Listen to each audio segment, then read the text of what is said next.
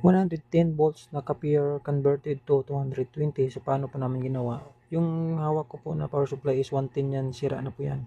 At yung nakakabit is 220 yan, galing yan sa sira na copier. Nilipat namin dyan sa 110 volts na body ng MP301 na Rico. Yan yung tinuturo ko is fusing assembly yan, hindi siya pwedeng ang 110 ilagay sa 220. So 220 yung power supply mo, 220 rin din yung fusing assembly mo.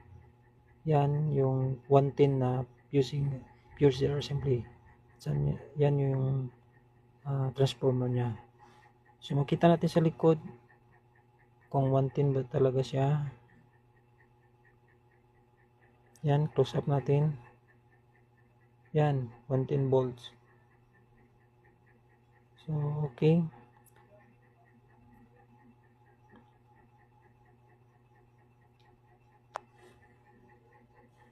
So makita natin yung wire yan, direct to 220 patungo sa machine. Hindi na siya dumaan ng transformer. So on natin, yan, umilaw na siya. Nasaksak kasi ng may-ari ito guys sa 220, hindi siya gumamit ng transformer kaya sumabog, no? Nasira.